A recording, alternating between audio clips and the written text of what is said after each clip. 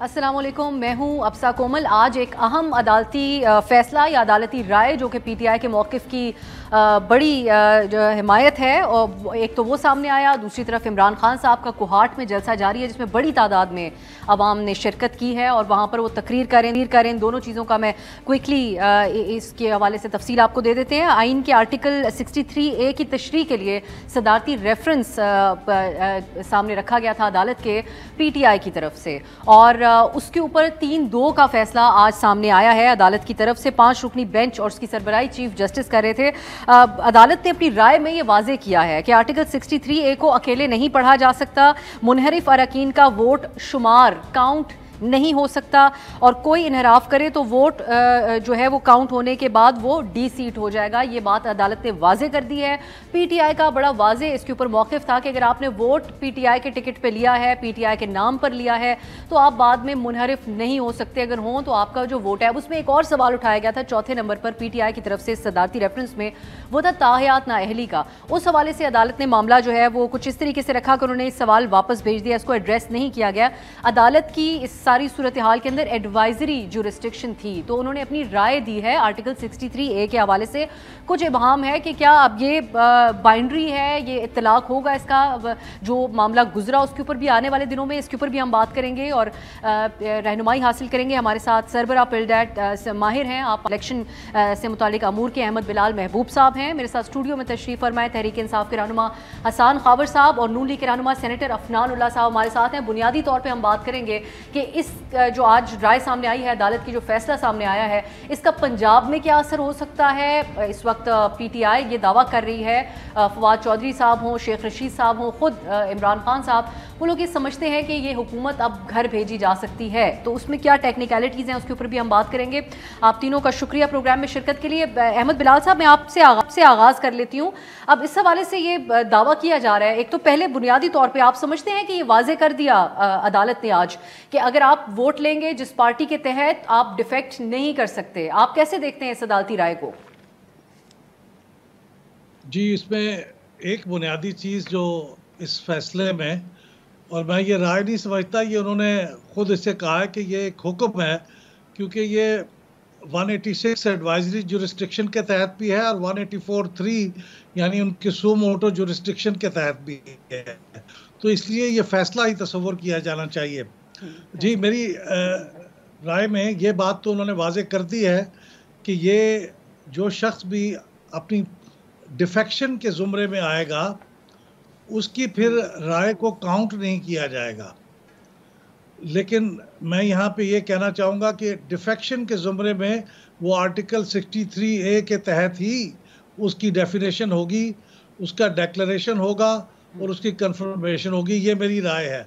लेकिन जो अहम तरीन बात है इस फैसले में वो यही है कि ऐसा कोई शख्स जो डिफेक्शन करेगा तो उसकी राय काउंट नहीं होगी। इसका पहला ख्याल ये था कि वो राय काउंट होगी और उसके बाद वो शख्स डी सीट हो जाएगा, लेकिन अब ये है कि वो राय भी काउंट नहीं होगी, तो उसके नतीजे में होने वाला फ़ैसला जो है वो भी फिर उसके मुताबिक रिवाइज़ होगा। लेकिन इसमें एक अहम नुक्ता ये भी है जो इस शॉर्ट ऑर्डर में क्लियर नहीं है कि कब से ये हुक्म मौसर होगा, यानी ये मौसर ब माजी होगा, यानी विद रेट्रोस्पेक्टिव इफेक्ट होगा, या इसका इतलाक आने वाले दिनों में होगा। या अभी आप पंजाब असम्बली की बात कर रहे थे, तो इसका इन्हसार इस बात पे है कि क्या ये इसका इतलाक किस तारीख से होगा। कम अज़ कम इस शॉर्ट ऑर्डर में मुझे नज़र नहीं आया कि इसका इतलाक किस तारीख से होगा। तो एक तो ये बड़ी अहम बात है। अहमद बिलाल साहब, अगर होता है तो फिर आप सूरत हाल क्या बनती हुई देख रहे हैं? क्योंकि अभी से तहरीक इंसाफ ये बात कर रही है, एक तरफ हम देख रहे हैं उनके कौमी असम्बली से इस्तीफे भी मंजूर नहीं हुए हैं। अगर अरकान वापस असम्बली आ जाते हैं तो फिर अदम एतमाद की अभी से बात की जा रही है कि सदर इसके अहकामात दे सकते हैं। आपको ये राह हमवार होती हुई नजर आ रही है? पोजीशन हवाला दिया जा रहा है काफ लीग के 2 वोटों का और MQM के 1 रुकन के इंतकाल के हवाले से उनकी सीट जो है वो खाली हुई थी, और फिर पंजाब के हवाले से आप खास तौर पर अगर ये हुक्म है और टाइम के हवाले से भी वजाहत आ जाती है, तो आप समझते हैं, क्योंकि उसमें भी एक टेक्निकलिटी ये है कि वो हंगामा राय हुई थी पंजाब असम्बली में, तो फिर परवेज इलाही साहब ने बॉयकॉट कर दिया था। आप क्या समझते हैं कि इसका इत्तलाक कहाँ पर होता है और फौरी तौर पे किधर खदशात हैं हुकूमत को? देखिए, ज़्यादा खदशा तो सूबाई असम्बली पंजाब में ही हो सकता है, क्योंकि वहाँ पे कुछ पीटीआई के मेंबर्स ने, 25 मेंबर्स ने दूसरी पार्टी के कैंडिडेट को वोट दिया है। लेकिन अब इसका दारोमदार इस बात पे है कि कल जो इलेक्शन कमीशन का फैसला आएगा वो फैसला क्या होता है, इसका दारोमदार इस बात पे भी है, क्योंकि अगर इसका इतलाक मौसरबा माजी होता है तो फिर ये होगा कि क्या वो लोग डिफेक्टेड थे या नहीं थे। डिफेक्शन की कुछ लेकिन इसका असर होगा अहमद बिलाल साहब, आप समझते हैं इलेक्शन कमीशन के फैसले के ऊपर इसका असर हो सकता है, जो आज अदालत ने हुक्म दे दिया, जो बात वाजे कर दी? नहीं, इलेक्शन कमीशन ने तो सिर्फ इतना फैसला करना है कि क्या वो डिफेक्टेड है या नहीं है।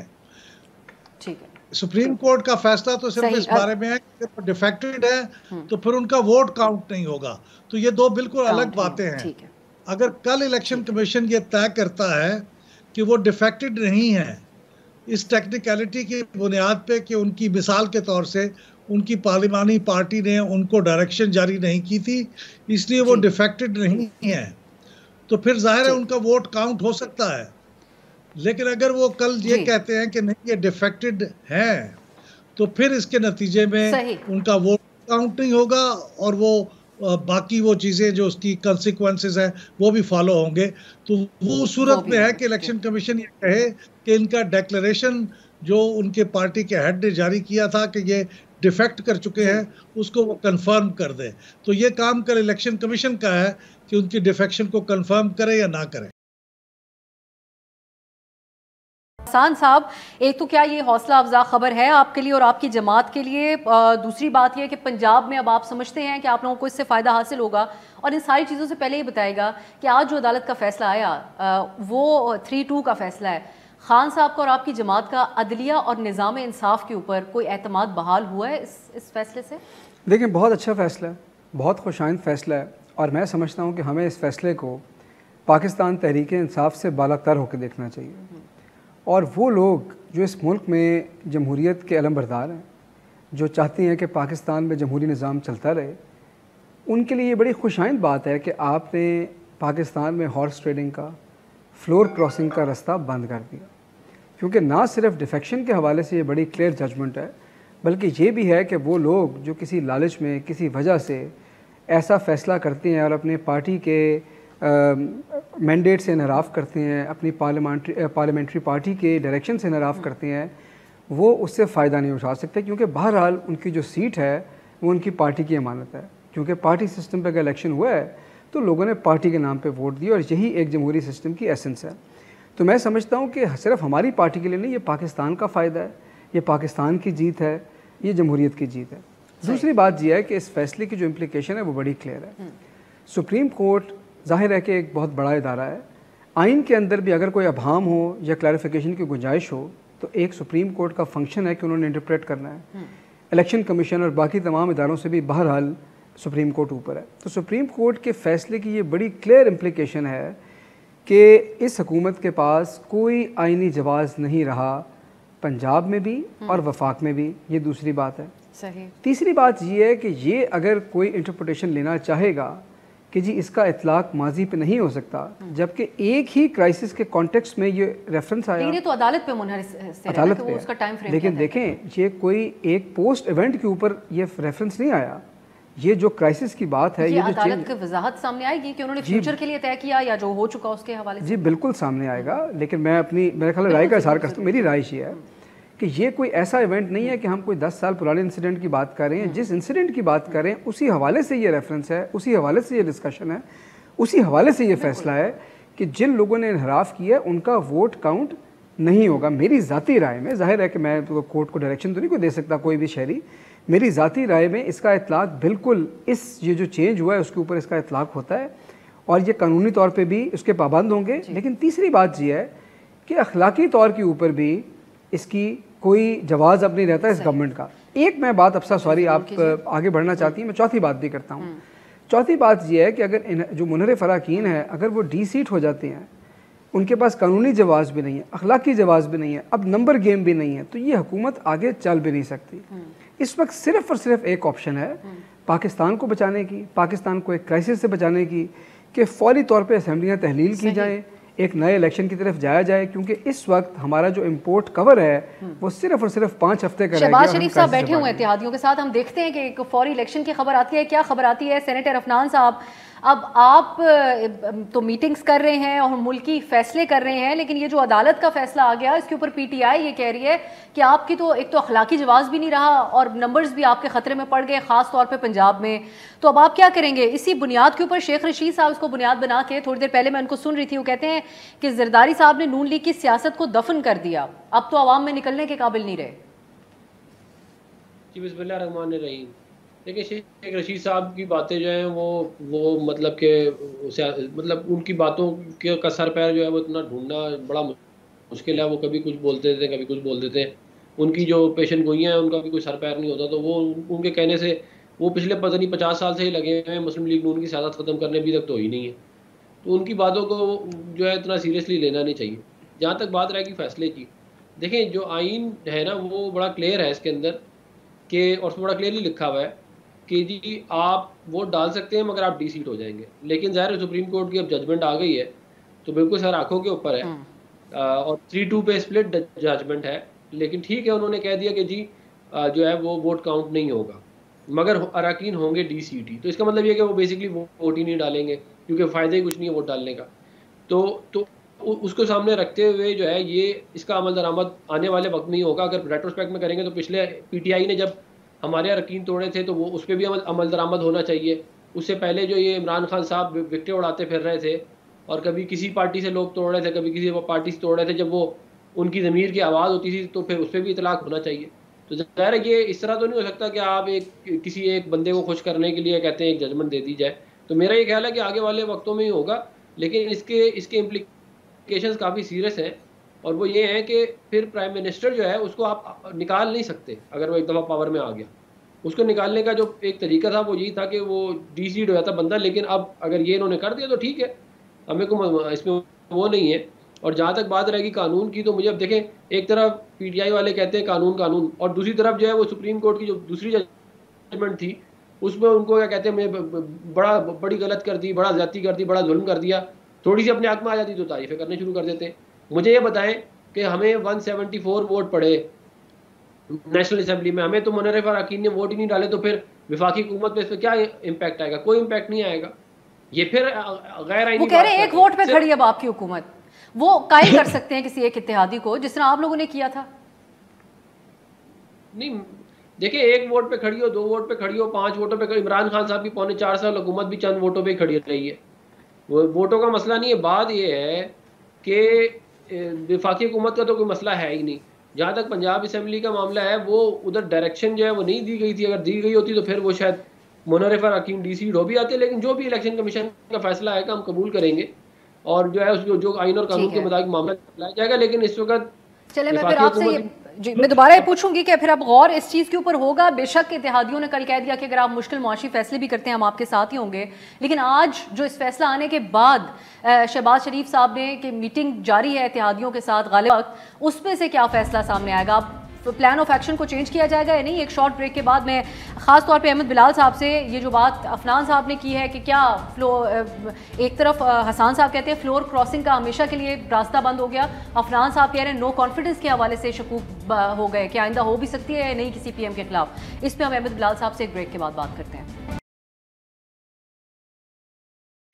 ब्रेक के बाद खुश आमदीद। एक तरफ ये हमारे प्रोग्राम में हम बहस करें आज जो अदालती फैसला सामने आया, दूसरी तरफ इमरान खान साहब को हार्ट में जलसे से खिताब कर रहे हैं। काफ़ी चार्ज क्राउड है वहाँ पर। वो ये कहते हैं कि अब ये IMF के पास जाएंगे, दोहा में जो मुज़ाकरात होंगे, और वहाँ पर अमरीकियों से कहेंगे कि खुदा के लिए हमारी मदद कर दें, थोड़े डॉलर और दे दें वरना इमरान खान फिर आ जाएगा। इस पर भी हम आते हैं। अब अहमद बिलाल साहब, ब्रेक से पहले जो बात हो रही थी, अब आप इस पर क्या कहेंगे? ये फ्लोर क्रॉसिंग का हमेशा के लिए रास्ता बंद हो गया या एक जो हम पहले भी कई दफ़ा आपसे पूछ चुके हैं अदम एतमाद के हवाले से, जो कि एक आईनी रास्ता है किसी भी जो है हुकूमत के खिलाफ या किसी प्राइम मिनिस्टर के खिलाफ, उसके हवाले से इबहम पैदा हो गया और ये एक प्रोसेस जो है ये मुश्किल हो जाएगा मजीद?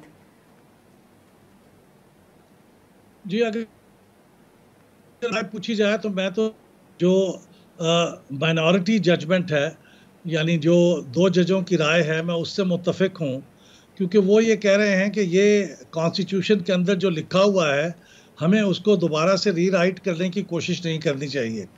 उनके ख्याल में 63A बड़ा वाज़ेह है और उसके अंदर ये बात जिस तरह से लिखी हुई है उस सारे के लिखने की ज़रूरत पेश ना आती अगर डिफेक्टर्स के वोट काउंट ना होने होते।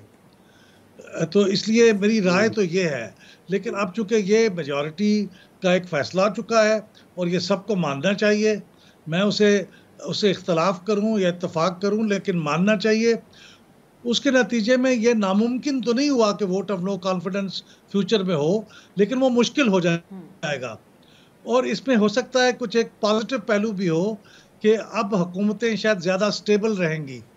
लेकिन अगर फॉर एग्ज़ाम्पल आपकी हुकूमत की अपनी किसी पार्टी की अपनी मेजॉरिटी नहीं है और वो दूसरी पार्टियों के साथ मिलके उन्होंने कोलिशन गवर्नमेंट बनाई है, तो फिर दूसरी पार्टियां अगर आपसे अलहदा हो जाएं जैसा अब हुई हैं, तो फिर ज़ाहिर है वोट ऑफ नो कॉन्फिडेंस तो पास हो सकता है। जो इस वक्त कौमी असम्बली में हुआ है उसमें तो पीटीआई के किसी भी रुकन ने वोट नहीं दिया शहबाज शरीफ साहब को। वहाँ से तो हुआ यही ना कि उनकी कुछ इत्तेहादी पार्टियाँ उनसे अलग होके उन्होंने शहबाज शरीफ साहब को सपोर्ट करने का फ़ैसला किया। तो ये रास्ता और ये दरवाज़ा तो फिर भी खुला होगा, तो फ्यूचर में भी ऐसे हो सकता है। लेकिन ये है कि अगर कुछ मेंबर आपकी पार्टी के अपने तोड़ के आपने उनसे वोट करवा लिया अपने हक में, तो वो अब मुमकिन नहीं रहा इस जजमेंट के बाद। ऐसा मुमकिन नहीं रहा। अब हसन साहब, अब प्लान ऑफ एक्शन आपकी जमात का क्या होगा? खान साहब ने सड़कों पर निकलने की बात की हुई थी, आप समझते हैं कि ये फैसला आने के बाद को प्लान में चेंजेस हो सकते हैं आप लोगों के? आप वापस असेंबली का रास्ता भी इख्तियार कर सकते हैं? देखिए, मेरा नहीं ख्याल कि इसमें कोई तब्दीली आएगी। जाहिर है कि हतमी फ़ैसला पार्टी की क़यादत करेगी, लेकिन हमारा मुतालबा है फौरी और शफाफ इलेक्शन, और जब तक वो अनाउंस नहीं होते मेरा नहीं ख्याल कि हम कोई ज़रूरत महसूस करेंगे अपनी हिकमत अमली तब्दील करने की। दूसरी बात देखें ये है कि कुछ चीज़ें बड़ी साफ़ होती हैं, बड़ी वाज़ेह होती हैं। वफाक में क्या हुआ था? वफाक में ये हुआ कि हमारे कुछ अराकीन को लालच दे के, जिस तरह भी, मैं उसकी डिटेल में नहीं जाता, उनको फ्लोर क्रॉस कराया गया प्रैक्टिकली। उन्होंने पब्लिकली ये स्टेटमेंट दी कि हम अपनी पार्टी के ख़िलाफ़ वोट देंगे, हम पार्लियामेंट्री पार्टी के ख़िलाफ़ वोट देंगे और फ्लोर क्रॉस करेंगे। उनको दिखाकर ये एक तासुर किया गया कि जी हमारे नंबर पूरे हो गए। जब उनके नंबर पूरे हो गए फ्लोर क्रॉसिंग और लोटे और मुनहरिफ अराकीन दिखा के, तो फिर क्या हुआ कि बाज़ मेंबर्स कोलिशन के ऐसे थे जो हुकूमत में रहना चाहते थे, जिनके लिए इक़्तिदार की अहमियत ज़्यादा थी, उनको भी इंप्रेशन दिया कि ये तो सिंकिंग शिप है, आप फ्लोर क्रॉस कर दें या आप जंप कर दें। तो प्रैक्टिकली अगर आप देखें तो उन लोगों ने, क्योंकि पब्लिकली अपने स्टांस को डिक्लेयर किया, पब्लिकली वो आके, हमने कोई ये तो नहीं कहा कि हमें पता है कि उनकी नीयत ये थी, उन्होंने पब्लिकली इसको डिक्लेयर किया। मेरी ज़ाती राय के अंदर तो ये भी फ्लोर क्रॉसिंग की एक और नई जो किस्म है वो इस हुकूमत ने, जो अभी लोग हैं, उन्होंने इंट्रोड्यूस कराई है, और मेरे ख्याल में ये बात बड़ी वाज़ेह है।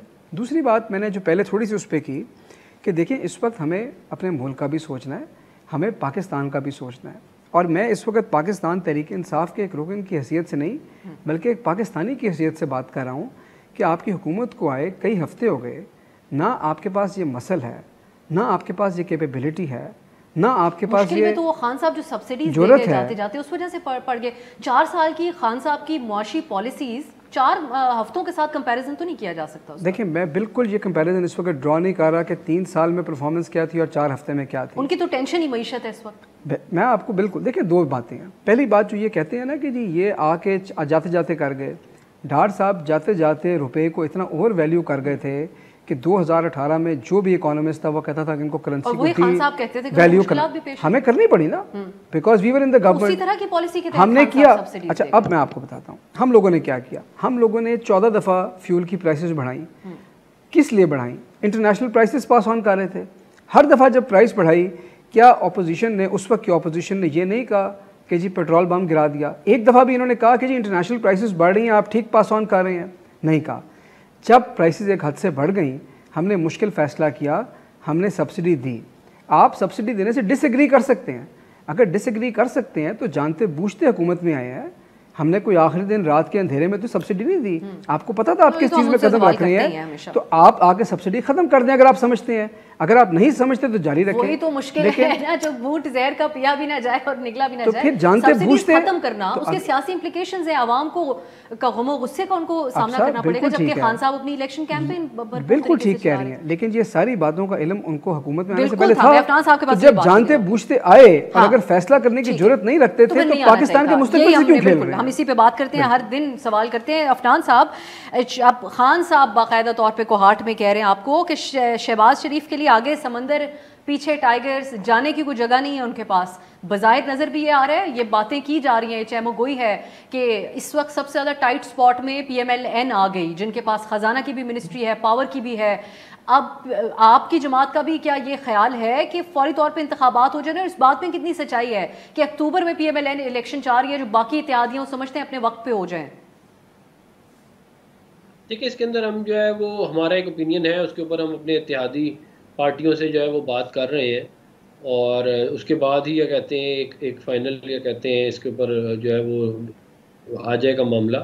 ये ज़रूर है, ये ज़रूर मैं आपको यकीन दिलाता हूँ कि हम जो है वो जो फाइनेंशियल इस वक्त पाकिस्तान एक मैस में है, उधर से हम निकालने के लिए हम पूरा काम कर रहे हैं और इंशाल्लाह आपको बेहतर रिज़ल्ट नज़र आने शुरू होंगे। लेकिन बेहतर रिज़ल्ट 35 दिनों में या 37 दिनों में तो नहीं आते ना, उसमें कुछ टाइम लगता है, तो उस पर हम काम कर रहे हैं। हमारे अगर किसी दौर से कंपेयर करना है तो हमें 2013 से 2018 को कंपेयर कर लें और फिर आप अपना देख लें PTI ने पिछले 4 साल के क्या कारनामे अंजाम दिए।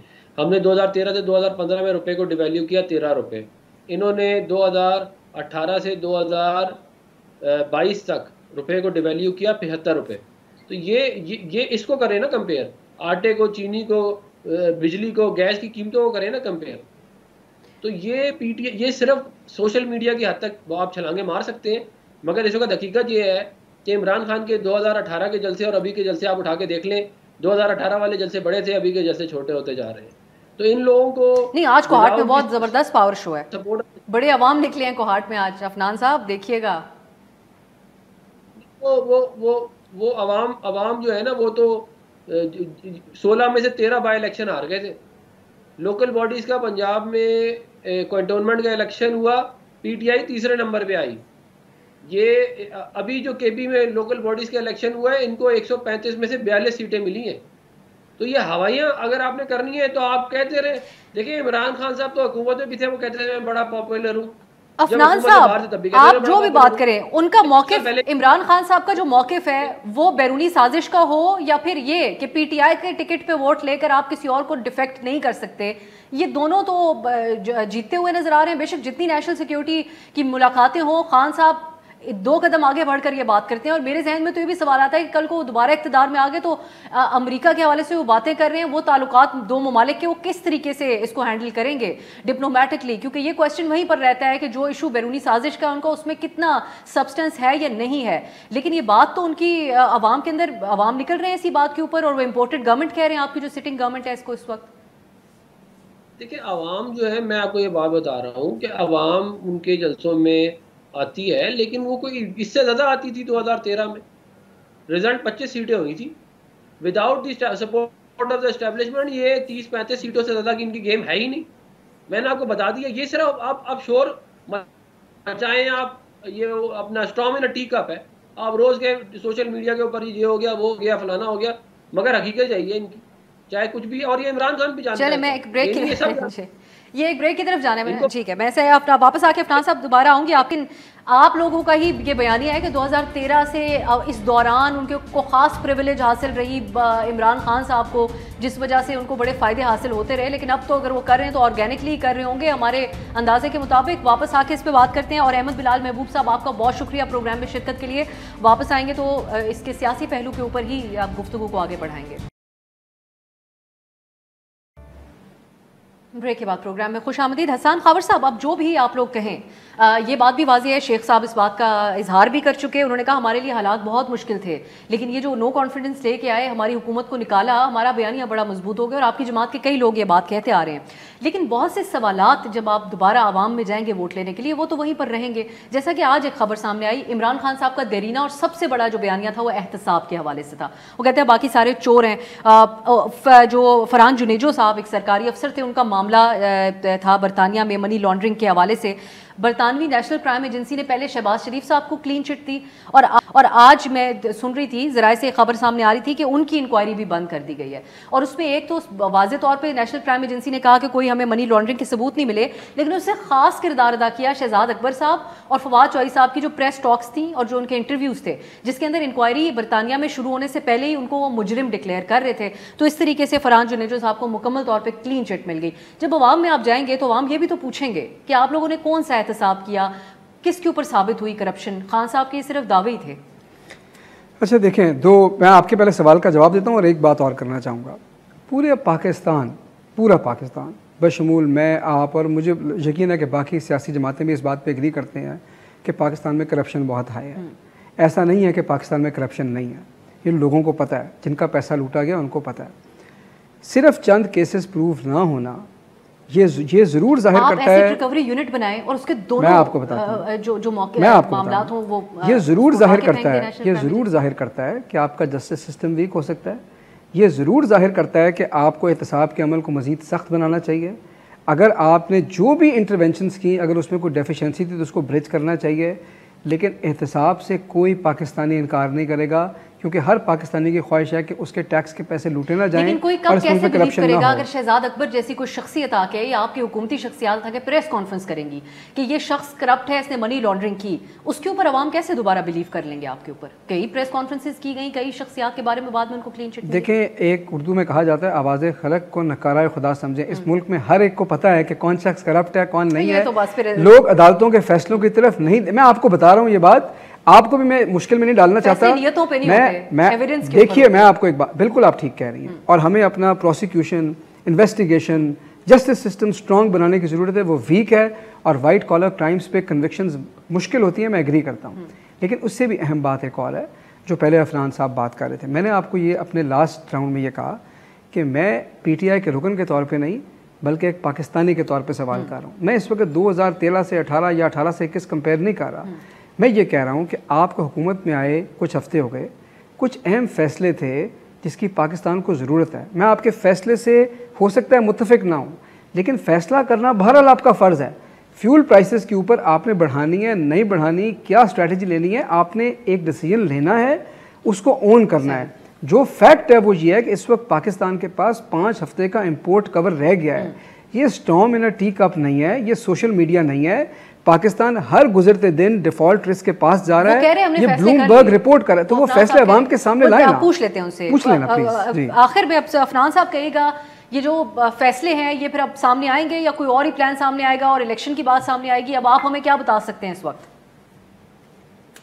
देखिए, ये तो आने वाले कुछ दिनों में आपको क्या कहते हैं इसके बारे में ज़्यादा क्लैरिटी आ जाएगी कि क्या आगे मामला होने जा रहा है। लेकिन मैं ये ज़रूर बता दूं कि मुबशिर जैदी जो इनके लगाए हुए जो है वो फाइनेंशियल एक्सपर्ट थे, उन्होंने अभी रिसेंटली कहा कि 2023 तक पाकिस्तान में कोई डिफ़ॉल्ट का रिस्क नहीं है।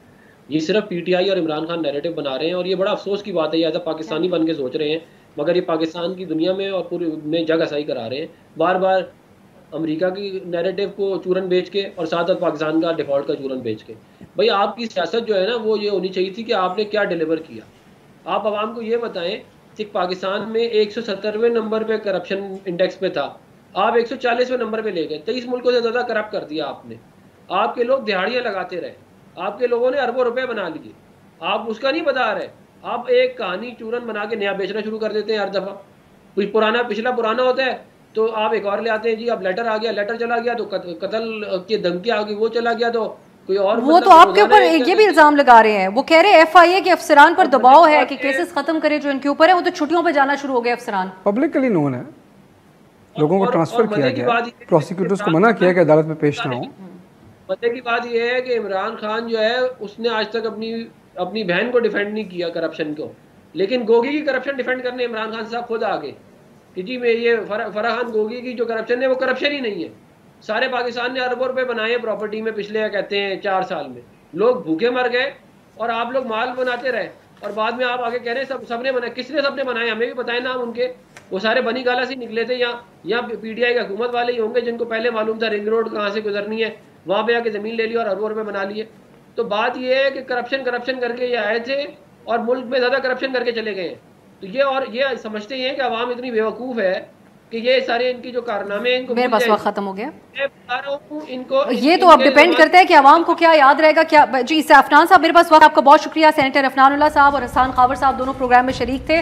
अब गुफ्तगू आपने मुलाहिजा की है, अब ये तो आने वाला वक्त ही बताएगा। एक तो कल इलेक्शन कमीशन क्या फैसला देता है पंजाब के जो अरकान हैं पीटीआई के मुनहरिफ उनके हवाले से, और दूसरा ये कि खान साहब का बयानिया जो है वो अब क्या अदलिया के हवाले से जो उनके शिकवे थे वो ख़त्म हो जाएंगे और इस्टेब्लिशमेंट के हवाले से भी जो वो बातें कर रहे थे उस हवाले से वो किधर आगे जाएंगे, वो भी बहुत किरदार अदा करेगा कि पीटीआई के लिए मामला किधर जाते हैं। बहरहाल आज का जो ये फैसला और अदालती तशरीह है ये पीटीआई के मौक़िफ़ की जीत है।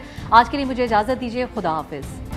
हर पीर से जुमा अपने फेवरेट शो न्यूज़ आई को यूट्यूब पर देखने के लिए डॉन न्यूज़ के ऑफिशियल यूट्यूब चैनल पर आइए, उसको सब्सक्राइब कीजिए और बेल आइकन को प्रेस कीजिए।